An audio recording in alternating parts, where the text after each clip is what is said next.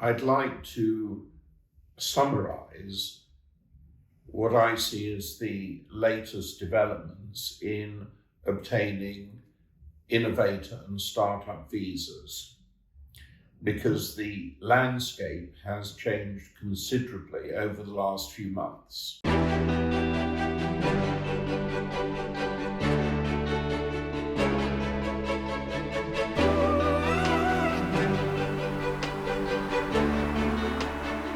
Hello, I'm Harvey Shulman. I'm a senior immigration solicitor and business advisor with Visa Kings Global. I've had a lot of experience, not just in the law, but in business, and I try and use that experience to help clients.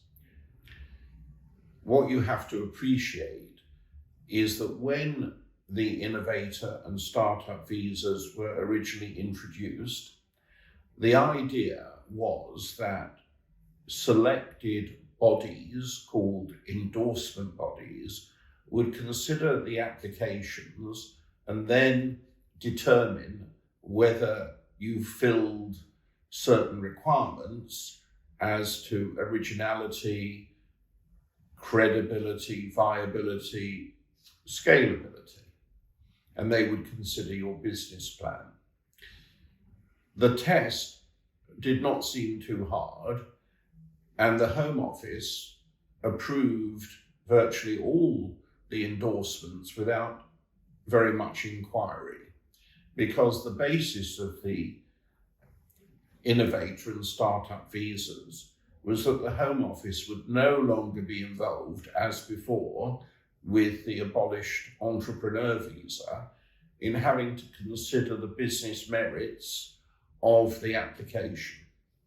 So that's the way things used to be, and a lot of people obtained visas in this way without too much inquiry. But over the last few months, the position has changed radically, because the Home Office now believe that a certain number of endorsement bodies have been granting visas, or granting endorsements, I should say, without really making proper inquiry into whether or not the ideas being put forward qualified as original and met the other tests. So they've changed their attitude. And the way they've changed their attitude is by taking endorsements and reviewing them very carefully, almost reconsidering the whole application and deciding whether they will accept the decision of the endorsement body. As it so happens, it is now the case that most of the endorsements are being rejected at the second stage. So it is no longer an easy to obtain visa, if it ever was.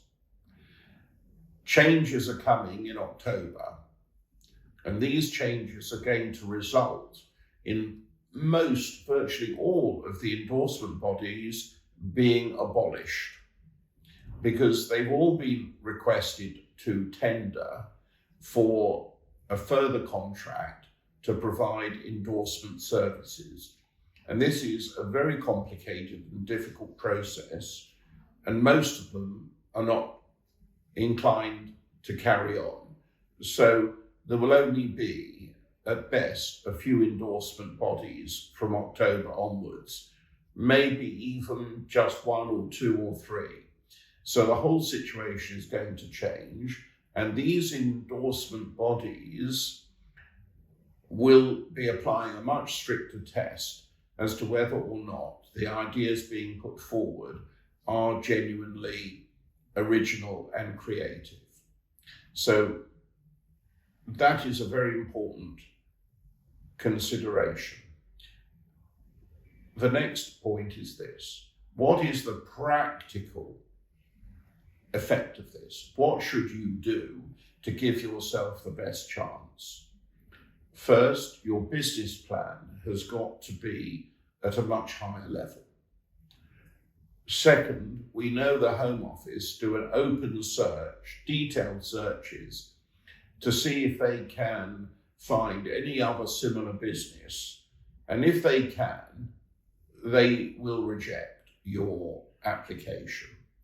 Often, their decision as to what is a competitive business is wrong, because they don't understand the ideas being put forward in the first place.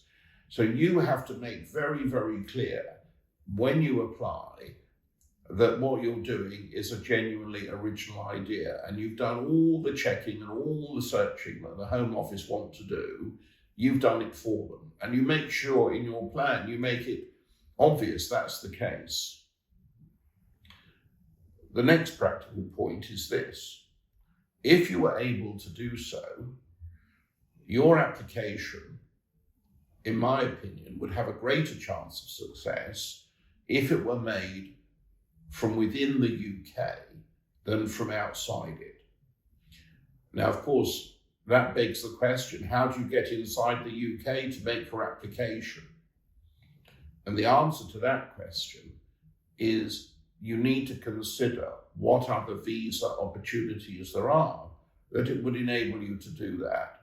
And in a short video such as this, I can't really go into that sort of detail. The other thing to remember, which most people are not fully cognizant about, is that the Isle of Man, which is part of the British Isles, operate their own innovator and startup visa plans. And they're considered by an endorsement body, effectively the Isle of Man government. They don't apply exactly the same tests as in the UK. They have different considerations. In some ways they are easier. In one or two ways they're more difficult.